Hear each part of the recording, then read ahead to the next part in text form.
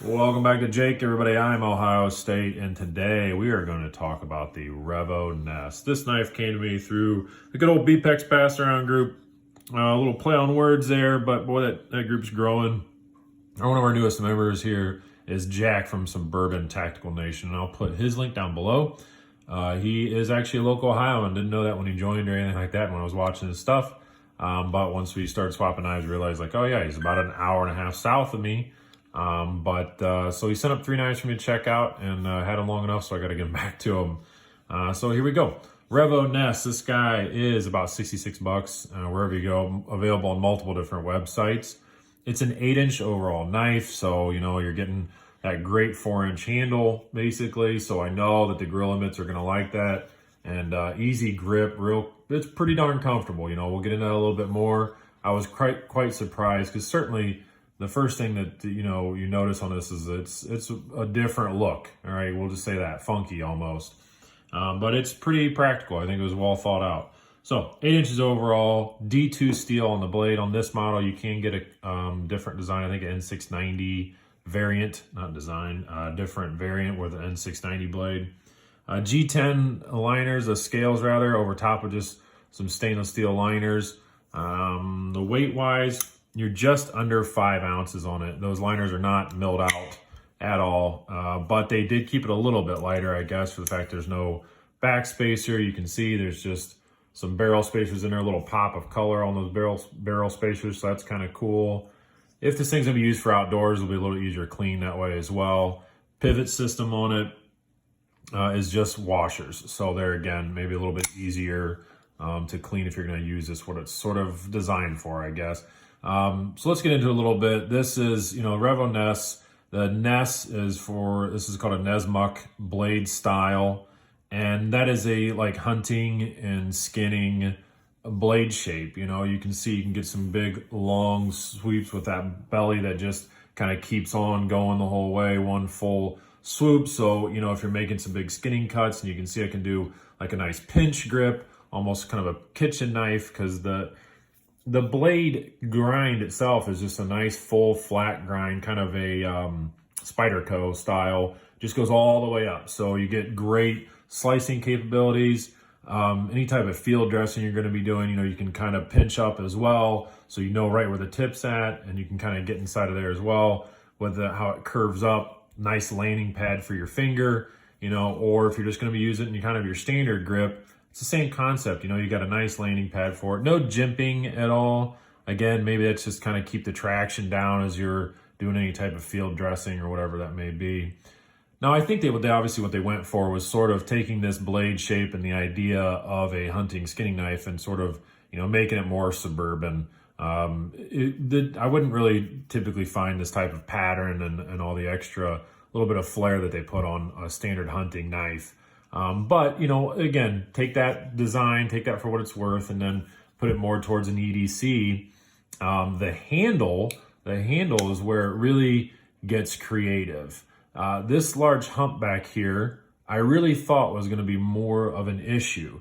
Now, again, that's always subject. Grip is always subject to the hand. But when I grip it, you can see it pushes that little hump right into the fat of my hand. So I really don't feel it, and it really lays nicely. So my thumb hits that ramp right where it's supposed to. So if you're going to be doing long push cuts or anything like that, overall, this is going to be a real slicer blade, and because of the ergonomics in there, I think you could use it for quite a while before getting any type of hand fatigue. Big guard here, the finger well, so your hand really locks in. And then another thing I always like is the fact that it just sort of tapers off. So I'm not forced to smush my fingers up. I can kind of let them float a little bit if I need to. But overall, it's a good ergonomics. I like the ergonomics. I was quite shocked. On screen or whatever, this looked like it was going to be an ergonomic nightmare to me, but I was really quite impressed. So and we all know DCA, it's David C. Anderson. He really liked this knife. You gotta watch all the Knife Center stuff as well. So I thought, what, if DCA gives it the thumbs up, then I think I will as well, at least to try it out. And I'm glad that I did. It's a really cool knife. So here's where we move to the next section, all right? And that's going to be the action on it. because it's on phosphor bronze, it works perfectly fine. All right. I have two hangups with the action, and that is this flipper tab. You can see, we'll get a nice close-up of it. No jimping on it, and that's okay. I don't, there's several knives that don't have jimping on the flipper tab. It's pointed down, and it's pretty small. Now, for the looks-wise, I think that's great. All right, for the functionality-wise, because this is so small and no jimping, and the detent inside of here is extremely aggressive. If you want to get this thing out, you got to really want it. You got to kickstart it. Like I've said before, it's like a motocross. You're looking at like a 500 four-stroke from back in like 82, 83. Like it's got some pressure. You have got to really get on it. Now you can even see by my finger, that's a good push before it really wants to come out of there. And it's no joke. Now I've talked to Jack, because this was his, and mentioned that as well. And he felt the same thing. Maybe over time, it might break in a little bit, certainly. Anything, you got metal moving parts. Eventually, if you're going to do this a whole bunch, it might break in.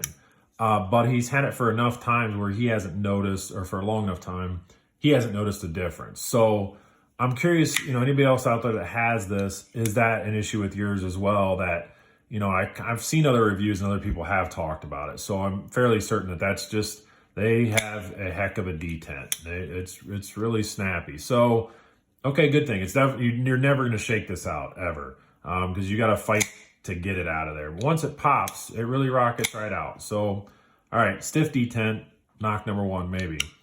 The other thing is when you're going to close it. Now, the liner lock itself has nice jimping on it. It sticks up, so you can feel it. But because it's such a small area in here, and that detent ball, I think it sticks up quite a bit higher, you kind of get that, the only way I've ever described it made sense to me was like that double clutch feeling. So if I break the liner there, I broke the lock right there.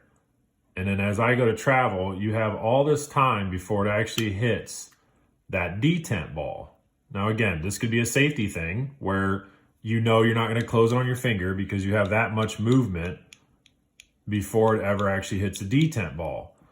So that could be a good thing. To me, it comes off a little bit, I don't want to say annoying, but you have to know that that's what you're doing, because when you go to close it, you break the lock, you hit that detent, and you get your finger out of the way, and then you close it the rest of the way. Now, granted, if you're going to push on the lock hard enough and fast enough, you'll get it out of the way. So it's something to get used to, but when you're pushing on the lock bar that hard, you're really jamming on it. You can see the marks on my finger that you're really jamming on it to get that thing out of the way and to get your thumb out of the way for a smooth motion. That's the only reason why I'm pointing this out is, if you think about, give me 1 second here. There you go. All right, let's say we look at this guy, right? The Civivi Praxis. If I go to close this, it's all just one smooth motion. It clicks my thumb, so I know it's there, and then it's gone, and that's it. But that detent, once I go to break that detent, I break the lock, and it's already right there. That's all the more motion that blade travels before it hits the detent ball. It's just that much. And I think this was on, the Pilar. The Pilar 3 had the same kind of concept.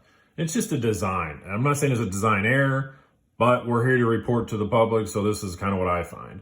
So the same thing, once I break the lock bar, all right, it's got that much motion before it hits that ball. So it's just, again, just something to get used to. Now I will say though, as you probably see me do a couple of times, I like the fact, yes, it's a slow roll, but you can just pinch that out of there pretty easily and then use your thumb as a slow roll to open the knife. So, and you don't really feel the detent as much because you're using two sides, I guess. You're pinching on both sides to get it out of there. So that's all right. So there you go. The deployment on it, a little awkward, and putting it back, a little awkward. Will that break in over time? I don't know. Probably. That detent will certainly, it's again, metal on metal, it'll rub down a little bit and maybe break in.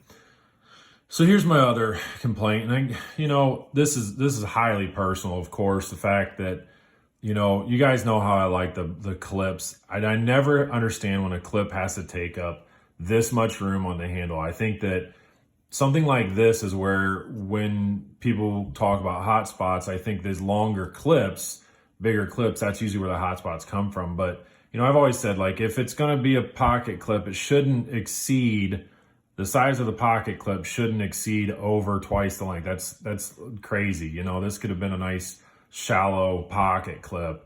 And then this knife would have been a little less obtrusive in your pocket as well. But again, just things to report on. Maybe you haven't noticed on other ones, but it is a nice thin pocket clip. It's deep carry and it does work well. They did recess the clip and recess the screws. So cool. That's just a design choice that they made it that long. Maybe you don't care about that. It's nice and thin, so it will slide in out of your pocket. The G10's got a little bit of that milling there on the sides, but it doesn't hinder it going in and out of your pocket whatsoever. So overall with this guy, I was really impressed with the ergonomics. I'm not super impressed with how it deploys and how you close it. I think those two are a little bit of hang-ups. Again, could wear in over time. Pocket clip, that's neither here nor there as far as maybe you're concerned. That's just kind of on my own. But regardless, I think price-wise, for materials-wise, they're good to go. So by all means, if you're interested in it, go check it out. Let's put some comparisons up here. That's the steel wheel Tasso, which is also, I kind of figure, a bigger kind of work knife. There's the Spyderco Indela. Bigger knives as well. Put a couple small ones out so you guys can get a little better idea. There's a Native 5. Definitely bigger that guy. And good old K-Bar Dozer. Well, there you go. Kind of lines up in the middle of that. Let's put this one back out. Yeah, that looks pretty good. All right, well, there it is. The Revo Ness. Thank you very much to Jack from Suburban Tactical Nation for letting me check this thing out. It is a cool knife overall. I think they did some cool designs to it, and it'll fit a certain niche when it comes to who wants this knife and who wants to carry it. But by all means, go check out any of the other lines from Revo as well. They got some pretty interesting knives. All right, guys, that's enough. Let's go get it.